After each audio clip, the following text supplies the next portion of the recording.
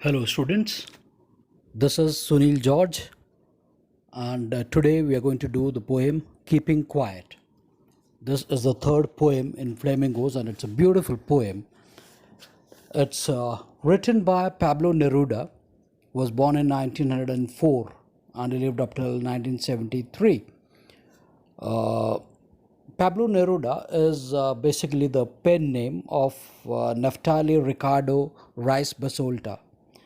He was born in a very small little town called Peral in Chile, and he took active interest in the politics of the country.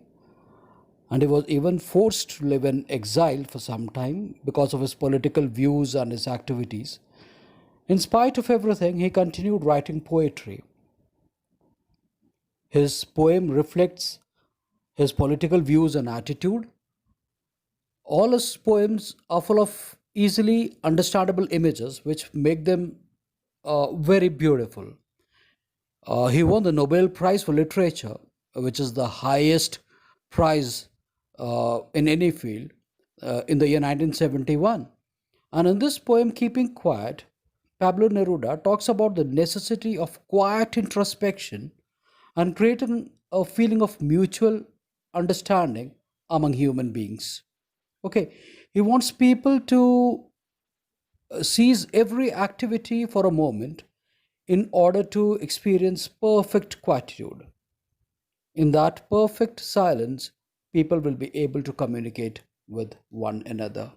Okay, it's it talks about the importance of being quiet for sometimes, introspecting ourselves, looking into ourselves, understanding the significance of our own actions, understanding the logic and the reason behind our own actions and thoughts, the thoughts which lead us to actions, and many of the actions which later on, when we turn back and we look, we feel could have been avoided and should have been avoided.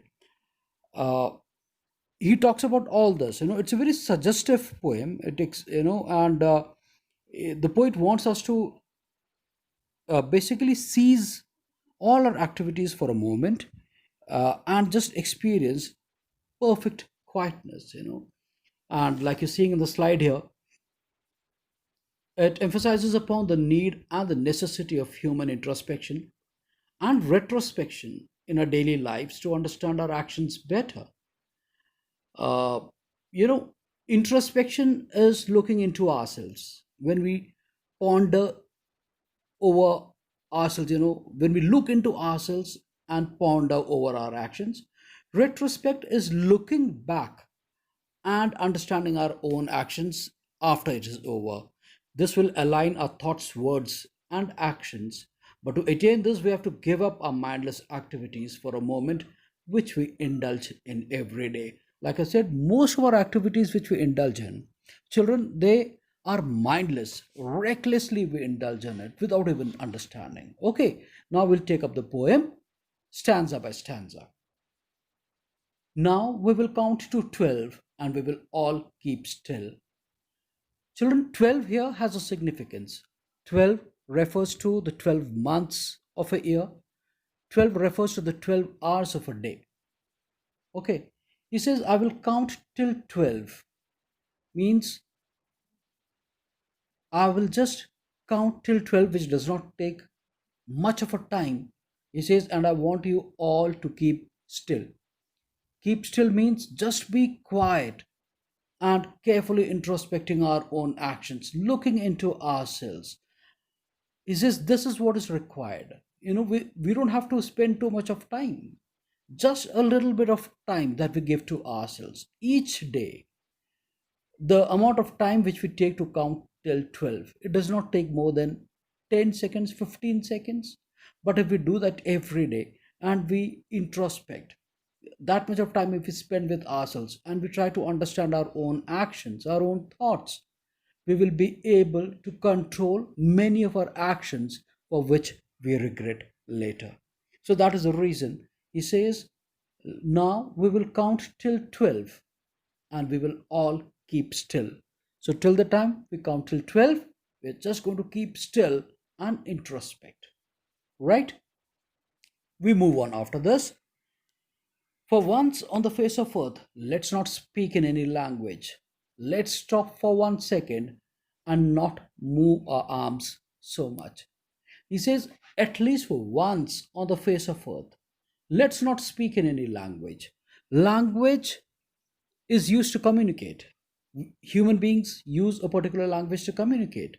We When we talk in different languages, we are basically not uniting people, we are dividing people. Why? Because on this face of earth we all talk in different languages.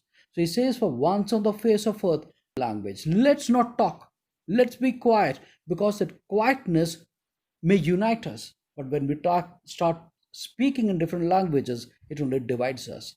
Let's stop for a second and not move our arms so much. Let's stop for a second. He says, just pause, stop for some time and not move our arms. Means let's be inactive for some time. It would be an exotic moment, without rush, without engines. We would all be together in a sudden strangeness. He says that moment when we stop doing all activities, that is going to be an exotic moment. That is going to be a unique moment, because at that moment, when all of us stop working, when we all become inactive for a few moments, there would be absolutely no activity going on the entire earth. There would be no engines running, there would be no planes flying, there would be no trains moving on the rail tracks, there would be no cars, there would be no machines functioning, there would be no people running to and fro, like we see the chaotic daily life. Everyone would pause. We would all be together in a sudden strangeness. So, that moment of quietness, that is going to unite each one of us. Fishermen in the cold sea would not harm whales, and the man gathering salt would look at his hurt hands. He says, the fishermen who get up in the morning each day, early morning, and go to the cold sea to have a big catch of fish, they would understand the futility of their own actions. They would look into themselves. When they introspect, they will understand, why are we killing whales? Why are we catching the fish? I mean, we are doing it just to stay alive, just to make our own ends meet. But we are taking lives. We are harming the ecological balance, which is wrong. And when he thinks in retrospection, he would understand that his actions are wrong. And the man gathering salt would look at his own hands. And the man who gets up each day, goes to the sea coast to gather salt, he would look at his own hands and see the hurt, damage he has done to his own hands. Those who prepare green wars, wars with gas, wars with fire, victory with no survivors, would put on clean clothes and walk about with the brothers in the shade doing nothing. And this is all the scientists who are preparing green wars. Okay, wars with gas, wars with fire, wars with gas and wars with fire. He talks about the chemical war, the biological war, the atomic war. The scientists who are dealing in all this, the scientists who are making all these nuclear arsenals, they would understand the futility of their own actions. They would pause and they would ask themselves, why are we making all this? Because ultimately it's going to damage the entire earth. Earth is going to have a catastrophic ending. Victory with no survivors. Why are we making this?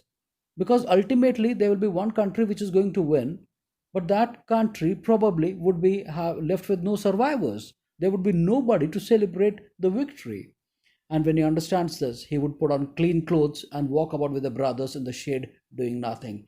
Clean clothes means he would give up all his activities, all the activities, the aprons which these scientists wear. He would give up everything, and then he would dress up like all his brothers and walk about in the shade. Shade means peace. He would walk with peace along with his brothers, because he would realize that by making such disastrous bombs, I'm going to kill mankind, my own brothers. What I want should not be confused with total inactivity. Life is what it is about. I want no truck with death. He says, please don't confuse what I'm saying. Please don't think that what I mean is that I want total inactivity. I'm not encouraging human beings to become inactive, to give up all their activities and to just sit back and relax. No, that is not what I want. Life is what it is about. And what is life about? Life is all about work.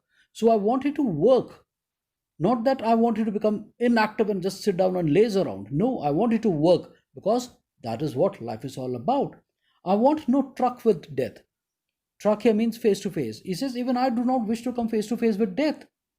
If we were not so single minded about keeping our lives moving and for once could do nothing, perhaps a huge silence might interrupt the sadness of never understanding ourselves and of threatening ourselves with death. He says we've become so single minded about keeping our lives on track that every day we just get up and we move on to work. We get up and move on to work. What we need is introspection. Sit back, pause for a moment, think about our own actions. And when we do that, we'll understand there's a big silence, and we'll understand and we'll become sad because we understand that we are threatening ourselves with death. And towards the end, he says, the last stanza, perhaps the earth can teach us, as when everything seems dead, the later proves to be alive. He says, the greatest lesson that we need to learn is from the earth. Because towards the end, like if we say in the poetic sense, it's divided into four, the entire year is divided into four seasons. When the earth passes through winter season, winter signifies death, and absolutely the entire earth will become lifeless. Not even a single green leaf is visible. But it does not mean that the earth has become dead forever. Why? Because immediately after that, when the spring season comes, the seeds which were buried under the ground, it regerminates, it rejuvenates, and life on earth is replenished once again. So he says that is how we need to be. We need to be like earth. When the earth becomes still, it does not mean that life has ended. Similarly, when we sit back and we become still, it does not mean that we have become dead.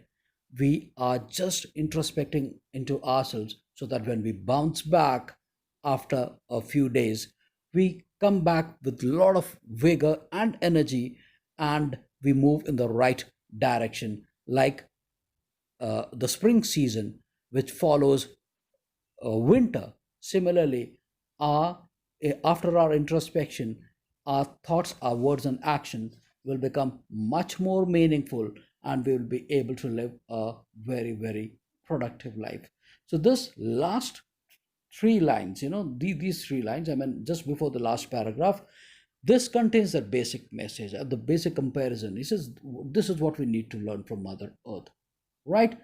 And he says, now I'll count till 12 and you keep still and I move. Now he leaves us on a thinking note. He says, I want you to think and ponder over your actions. Right, children? Hope you've understood.